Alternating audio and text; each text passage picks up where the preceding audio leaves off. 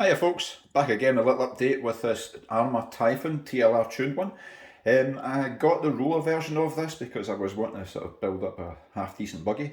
So I didn't really need the radio or the electric gear, so this is the one I went for. Maybe a bit lighter than I would have wanted, but it's a bit of a demon. I do really like this car. It's really quick. It's changed a lot, as you can probably see here, from how I originally had it. Obviously the body shell's gone. I didn't quite like the 1989 pink and purple shell suit look, so I've just gone for yellow. Didn't spend too much time on it, so don't slag off for paintwork. These bodies get trashed. Just takes one bad landing basically, it's split and cracked. I really like this little body, I've got to tell you. I've got the Kraton, which you've all probably seen on my channel if you've seen that before. Love the Kraton. It's solid, it's a big platform, but it's a big weighty number. This is awfully light. I've used a smaller motor than the Kraton on this one, and I wanted to try and keep the weight down, but at the same time really make it a bit tougher for bashing. Hope you like it. I'm going to give you a little rundown as to what I've done. You can probably see there's quite a few sort of metal parts on here that weren't on the original, because the original is mostly plastic. So I'll let you see what we've actually done. Just ditch this off here just now. So we have the standard chassis that comes with TLR. Now this is T6 aluminium. It's quite solid. It's got little cutouts on it, you can see. It's just they've taken a little bit of meat off it to make it lighter where it needs it. I'm still running the hinge pins are the same, hinge pin holders. Front and rear are exactly the same. Also tower braces as well, or towers here. Again, I really like these. I don't know how they're going to hold up a long time. I've damaged one of the little cups on it, but they give you tons of the things anyway. It may end up being M2C in the future, but at the moment it's holding up not too bad. I've got the RPM bumper on there as well. You'll also notice it's a Vitavon case for the diff that's there, along with Vitavon hubs, front and rear. These are off the Kraton. They just give it a slightly wider stance. It allows me to run these Proline badland tyres. These are the belted ones, so they don't balloon up at high speed, which is handy because the Typhon is a kind of high speed monster. They've also got the alloy hexes in the centre, which just allows you to sort of not worry too much. They don't strip out under power or bad landings or anything like that. They work really well. I've got them in the Kraton, haven't had any problems off them. Had loads of problems in the past with just the plastic hexes. They do strip out eventually. Other wee bits about this, I'm running I think it's called the Xerun, XE run. This is the 4274 if I'm right motor that's on here. It's fully censored. Also comes with the ESC as well.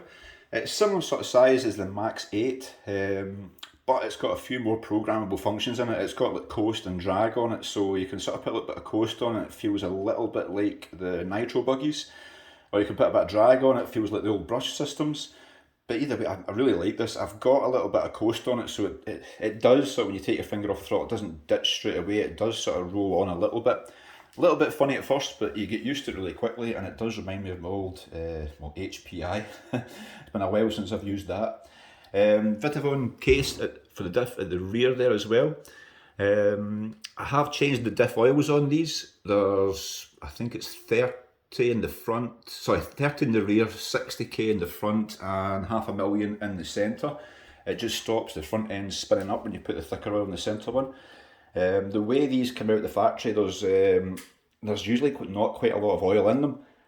So I would recommend anybody that buys one of these, strip out your diffs, have a look at them, make sure the shims fit. Don't have it so there's any loose parts wobbling about. You need to get little shims, which Arrma quite often supply you. They'll just tighten it all up, stop you getting any movement. If you have movement, you'll strip the cogs. So spend a wee bit of time going over this. When I went over it at first, there was a ton of bolts loose. Hadn't been tightened properly. There was a couple of bolts that had been over tightened and stripped out threads. I had the usual Arrma glued down nuts and bolts that go into the metal because they use really strong Loctite, and it comes in different amounts. I mean, the Loctite that was used on this little cup at the rear diff was everywhere. It was all over the screw, all over the actual shaft part itself of it. I could not get this off. It took me about 20 minutes hammering, banging, chiseling and all the rest of it, trying to take this thing off. Not fun. Thanks Arrma for that. I also, because I was changing the hubs over, I had to take the old hubs off. Couldn't get them off because this little nut, if I can just let you see, there's a little nut inside there, and it just stops a pin falling out when you take the wheels off. For some reason, they'd put like half a ton of Loctite in there. It was siege solid. Guys, so you know, don't put Loctite on that, it doesn't need it. Alright, just a wee tighten, as it's stopping a pin coming out, it's not going to work itself loose or anything. Other wee bits about this, I have increased the fans on here. The fan on this wasn't quite cooling it enough, and it was rubbish, it wasn't a great fan. I've put a central one on it, that spins at 28,000 RPM, it blows a whole lot more air. I'm not getting any issues of it heating up any longer. I was on 21 tooth and I tried 18 tooth, still getting a wee bit of sort of heat. Got down to 16 and it's been okay. However, I've now got the fans on here, so what I might do is go back up to the 18 because I kind of like the high speed mayhem that this has. The fan that's on here is 40mm central, I think that's a 16,000 RPM, so it's enough to blow a good bit of air. I've used a little bracket there, it's called Exotech, I don't know if I can, there you go, Exotech 1/8. It's 4 buggies, it's quite strong, it seems to hold on no problem at all. You can sort of angle it whatever way you want. This allows it, the angle I've got at just allows it to fit underneath the body shell without being anywhere near it, because it's still got to be able to draw air in through the front. Other wee parts about this, let me just see, I have Scortched Parts titanium top plate. Because they're really strong, they're really light. I've also got Scorched Parts bolts on here for the motor mount. Again, strong and light, plus I've got a deeper, so they've got a deeper hex on them. They don't strip out easily like the Arrma ones do. I've had Arrma ones strip out loads of times. Don't know, I'm not slagging Arrma off, I love Arrma trucks. Just the manufacturing process, they're not that great at putting them together. But at the end of the day, if you are taking up a hobby like this, you should have quite a toolkit. You should be prepared to be sort of working on it. And don't expect that you're going to be able to use this over and over again and never have to fix something. This thing can do over 70 miles an hour without any issue at all. And you can send it up ramps at that speed. If you land on the wheels, you'll be okay. If you don't and you land it badly, well, you're going to need to get your toolkit out and start putting things back together again. Running a 16 tooth on here just now, let's say, going to get back onto the 18 tooth.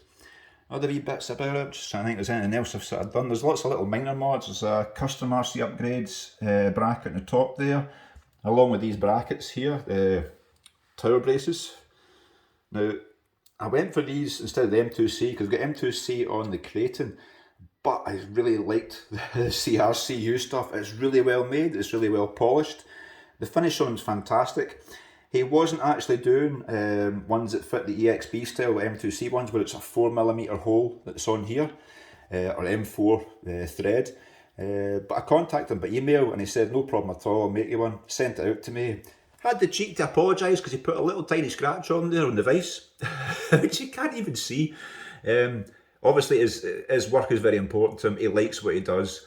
I can't thank him enough. Lee, if you see this, thank you so much for doing that, I really appreciate it.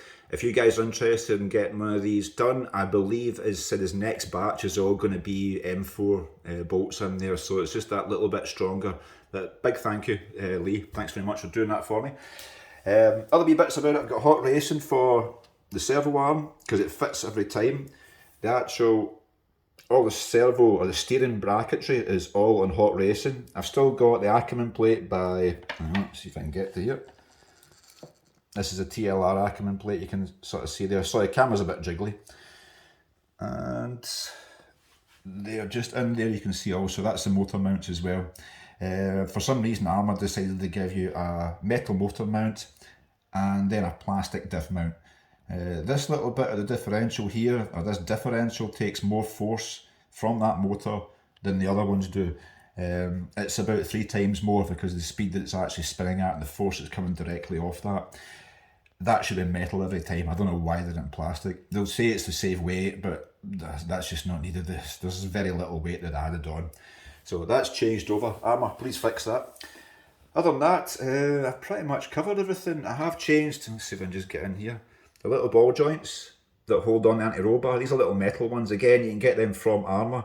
They're a lot better than the plastic ones that Arrma supply because the plastic ones just thread, strip, and all the rest of that. I'm going to keep you updated. I have sort of filled out a couple of other wee bits. I've tried just recently, I've changed the shock oil. It's about 500 shock oil. I've put in 1000 grade shock oil there. It's still nice and plush, comes back up. I've upgraded the springs, they were far too soft. And the reason for that isn't anything wrong with Arrma. They designed this as a TLR, like this, and what it's for is 1/8 scale buggy racing. They're also running 4S on it. I'm running 6S, this thing's going a good bit faster. Also the wheels on this are an awful lot heavier. If I was running light buggy wheels, I'd probably have kept it the same, but when these sort of move, you want enough fluid in there, or thick enough fluid to stop them from bouncing. The springs as well help because I can now lift the car off the ground a little bit more. So it's creating springs on the front and on the rear with 1000 grade oil. That's in there as well. I think I've got M2C, or sorry, I've got Scortched Parts. Not dropouts, sorry, what are these called here? Standoffs. I've just not fitted them yet because it would require drilling holes in here, and I haven't bent one of these, so I'm going to kind of stick with what I've got just now. There's no need for me to change it over. Other than that, I am loving this little buggy. It goes so quick. It is actually quite easy to control in the air because of the weight of the wheels. Then I was running the buggy wheels on it. I couldn't drive the thing to save myself. It was all over the place. And again, if I'd been on a buggy course, it would probably been fine.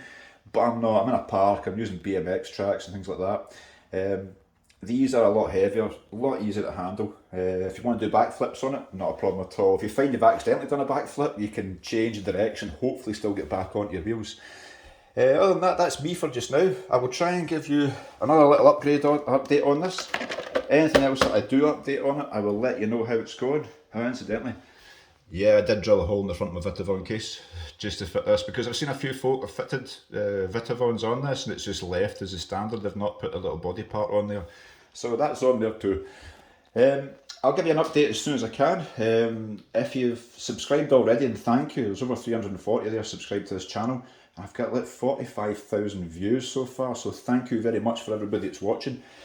If you do like what I'm doing and you want to see more updates on this, I don't do loads and loads of them, but I will do one every now and then just to let you know what works and what doesn't. So please, please, please, if you like it, hit the subscribe button and give me a wee thumbs up. If you leave a comment, I'll try and reply back to it. Like, so if you have any questions of where to get parts or what bit I've used where, then please, again, give me a wee mail. I will sort of pop back to you as soon as I can. In the meantime, thank you for watching. Bye bye.